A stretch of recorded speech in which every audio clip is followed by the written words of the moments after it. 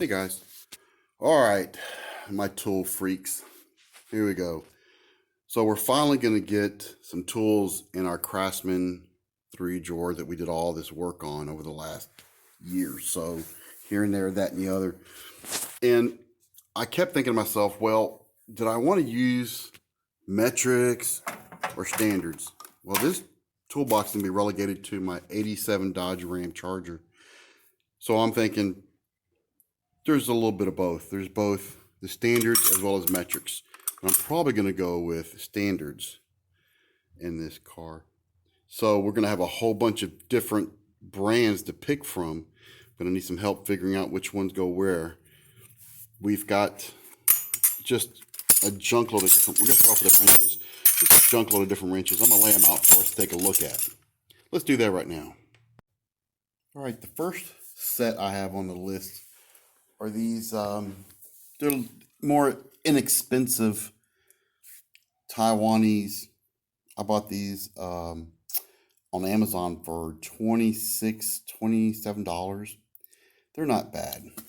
They're good little wrenches. I've used them quite a bit on some of my older vehicles, some of the stuff that I've got in the 80s, and they're pretty good. The metrics are really good anyway. The standards I've used a few times, not as much as the metric ones, but this is the first one I thought, well, this would be a good tool to have out there. It's inexpensive. If they break, I doubt it really has any kind of lifetime warranty on these. Again, it's an Amazon product, so probably 90 days or something. That's way past that. But then I thought, well, if I do get into some problems out there and need to strip a bolt or something, I'm just screwed. But then again, it does have a 3-sided V open, which it does actually help quite a bit on certain bolts. But once they get to, maybe 20 or 30% rounded, it's pretty much useless. And it does have, however, I don't want to call it a flank drive like a snap-on thing, but I think everybody has that same type of grips on the flats as opposed to the corner kind of thing going on. So that's pretty cool too. But like I said, I have not stripped anything with them. They're not bad. It's a possibility. I think I might use them. Let's take a look at the next one. All right, guys. This next set is actually Cobalt. I bought it at Lowe's a long time ago. They no longer sell them. I'm sure you can probably find them on Amazon or eBay. Let me just get this one out of here. 5/8. Use this one quite a bit for a lot of different stuff. Not made in America, probably Taiwan. It does have the 3 open angle side thing there. It's supposed to, help somewhat. And this does have that, oh my God, I can't even think right now. Total cluster here. But y'all know what that is. Spline Drive. Okay, so it's a Spline Drive system. I'm not a big fan of the Spline Drive. They say, oh, it does all sorts of fasteners, blah, blah, blah. They're okay. The stripping of the bolts is still a possibility. But these are really thick and heavy. They're hardier than the previous wrenches. They seem to be a little bit stronger. And the magnets, your general magnets, and I don't know if this has anything to do with the quality of material. I have no clue. I'm just throwing some crap on the fan to see if it sticks. But when I get my big magnets, these things stick hardcore to it, where the other previous wrenches, they do, but not quite as strong as these do. So I don't know if that makes the metal any different. Maybe y'all can educate me on that. I guess it makes a difference. I have no clue. What is this made from? I don't know. Chrome vanadium, probably. Chrome molybdenum, probably not.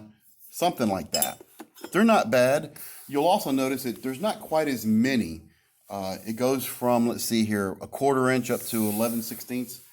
So everything in between, 9/16, 1/2 inch, 7/16, 3/8, 5/16. So those are basically the ones I'm going to use if there's got to be a ghost in here. Okay, so we took care of the ghost. It's no longer here anymore. Moved out. All right. So anyway, I forgot where I left off at. But these are the Cobalts. And I don't think I'm going to use the big giant, like on the previous one, you had a 1 inch and you had a 15 16ths and stuff like that. Am I going to use a giant wrench like that out there in the field if I break down somewhere? Probably not. I doubt it. So I think these are probably going to be the most used 5/8, 9/16, ½ inch, 7/16. Those are going to be like for your starter or an alternator, something of that nature, that when you break down on the side of the road, these are going to be good to help. Or if you have a friend with the same older vehicle, this is probably going to, what you're going to use more than anything else. If you got to go to something like a 1 inch or 5/16, I mean, you better get it into the shop and get some serious work done. But anyway, this is the second one. Let's take a look at the third one. Okay, guys, this is what I call the American lineup. I got these Craftsman American-made wrenches as a gift from my family several Christmases ago, and use them quite a bit. As you can see, it's made in America.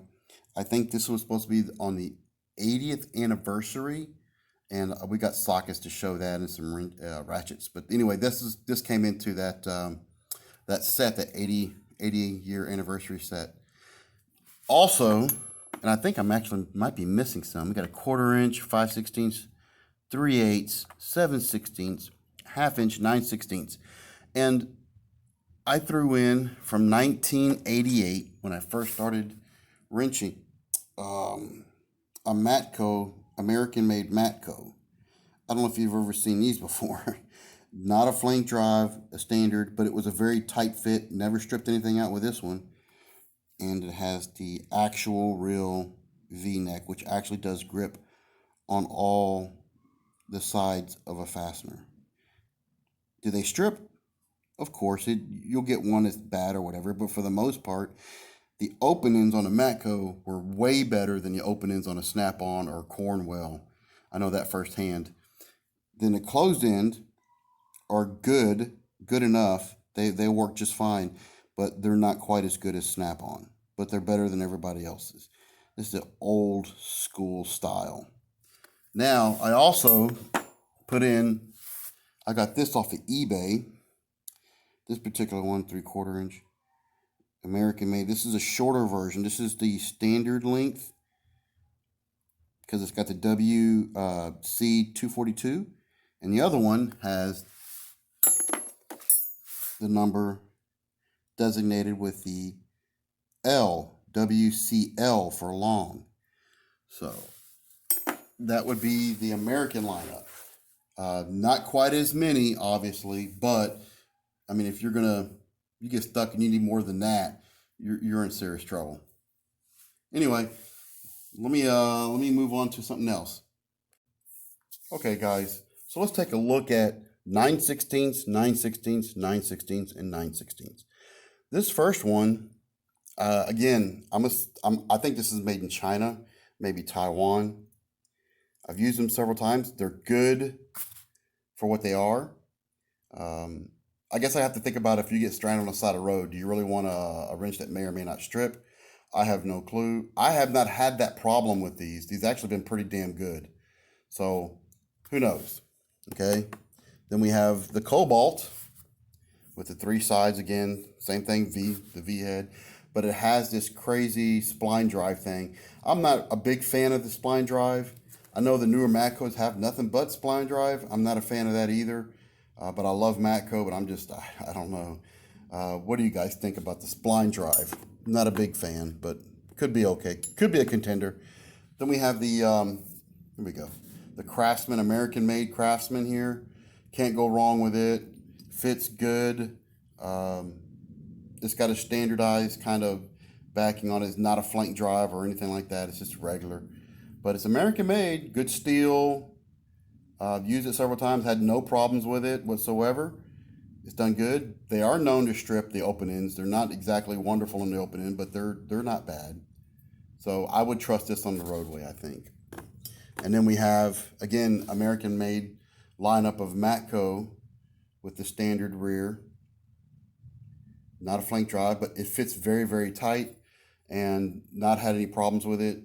I got a better chance of not stripping with this than the other open ends, but not bad. I mean, they will strip, but I mean, not near as fast or as the other ones.